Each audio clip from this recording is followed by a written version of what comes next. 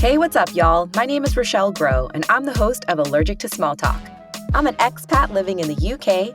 I own 2 businesses, have my executive MBA from Pepperdine University, and I come riding dirty, having fallen from the polished corporate world. Allergic to Small Talk is a show about how to grow your small business through networking, plus the tools and resources needed to develop your foundation as a business owner. If you're allergic to small talk, get ready for big conversations that are delivered to you in bite-sized chunks that you can implement right away to transform the way you view, operate, and grow your business. This is Allergic to Small Talk by Cut Class.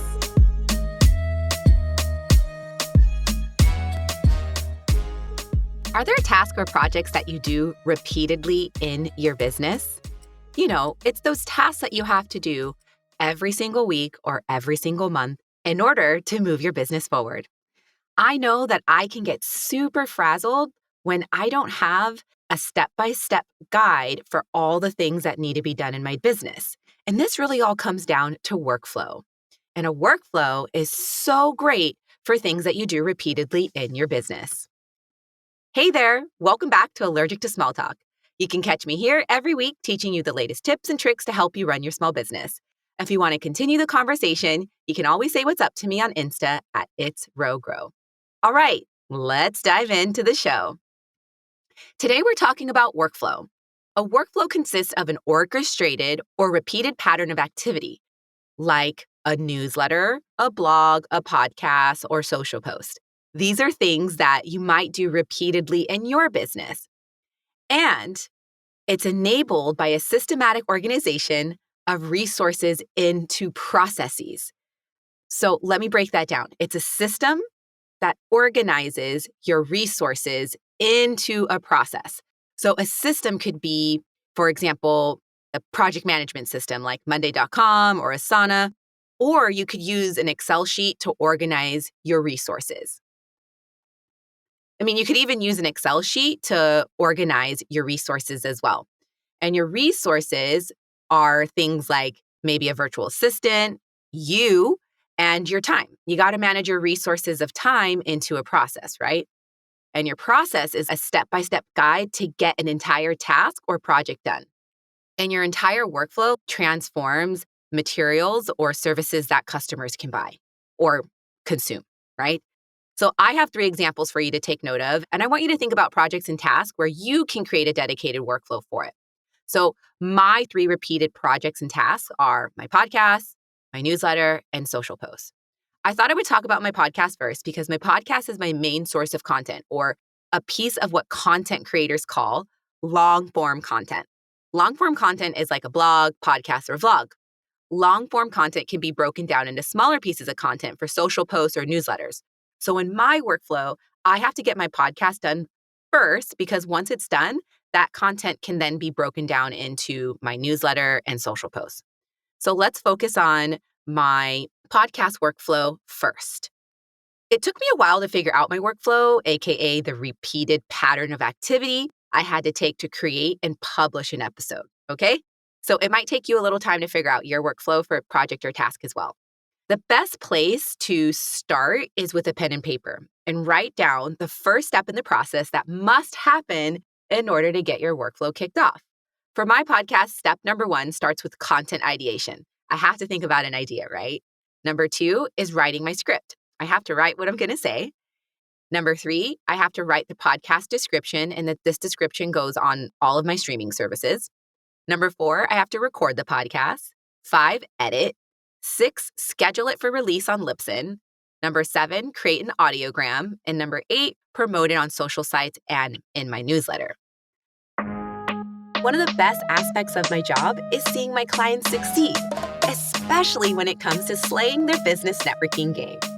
Last year, one of my introverted clients overcame their fear of reaching out to old connections, and she closed $25,000 by simply reconnecting with a high school friend over a Facebook message. Plus, she had the opportunity to walk down memory lane with so many others. If you would like to see similar results from your networking efforts, let's hop on a free 15-minute networking strategy call and explore how effective networking can transform your business. To book your call, a link to my calendar will be in the podcast description. Now let's get back to the show. What's really great about writing down a workflow is that it really gets you to see each step of the process that it takes to bring a task to fruition. And then you can attribute time to each area of your workflow to see how long it actually takes to get that shit done. And what's really great about a workflow is you can focus on one area of the workflow at a time. So for example, number 4 in my podcast workflow is recording, right? I have to record my podcast. I choose to actually focus on that particular part of the workflow for one entire day out of the month so that I can just bash out all of my content in one go versus like trying to record it several days out of the week and of the month, and it just gets kind of crazy. So when you have a workflow, there's so many advantages in terms of time and visibility with your entire workflow to bring a project to fruition. Next is my newsletter. Once my podcast is done, I can create my newsletter. The first step in the workflow for my newsletter is write the body of my newsletter. Number 2, insert GIFs or images or videos to support the content in my newsletter. Number 3, write the subject line. I like writing this towards the end because I sometimes will get like ideas as I'm writing my newsletter for the subject line. Number 4 is write the pretext. I like to write this at the end too for the same reason I just mentioned. And number 5, upload it to my ESP, which is my email service provider, something like MailChimp or ActiveCampaign. I choose to use Kajabi's built-in email service provider. Number 6, send a test email. And number 7, schedule it for release. So that's my workflow for my newsletter. Let's talk about my workflow for my social posts. There's 4 steps here. 1, I have to create the content in batches, starting with the content itself.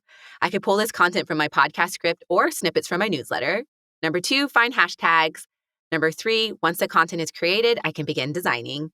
And number 4, once the designs are done, I can schedule both the content and the design for release on all my social sites. There are 4 steps in that workflow, but despite this being the shortest workflow, it takes up a lot of time. Once you create a workflow, you need a system to keep it all together. I use Monday.com, but you can use Asana, Trello, Notion, or even an Excel or Google Sheet. Having a system allows you to support your workflow with a structure. And what's super cool about having a structure in place for your workflow is you can visually see where each project or task is in the workflow. And one of my favorite things about having a workflow be visual is you can see areas of your workflow that you can outsource, like scheduling social posts, newsletters, or scheduling your podcast for release. These are super simple things that someone can swoop off your plate and save you time so you could do other things in your business. All right, y'all. That's all I have for you today, and I sincerely hope you enjoyed this episode on how to nail down your workflow and which systems to use to support your workflow. I look forward to seeing you next week. See ya! Thank you so much for tuning into this episode. Allergic to Small Talk is a production of Cut Class, a place where you can access me, Rochelle Grow, and Leslie Levito. We teach the world how to start and grow businesses without a formal classroom. Executively produced by me, Rochelle Grow, and Cut Class. Creative direction by Sho Kazanjian. Audio editor and producer Tom McGeoch. And music is by Fami Kaira. If you'd like to access more free resources, check out our sister podcast, Out to Launch, hosted by Cut Class's co-founder, Leslie Levito. She teaches people how to ditch their 9-to-5 to start their own business. See ya!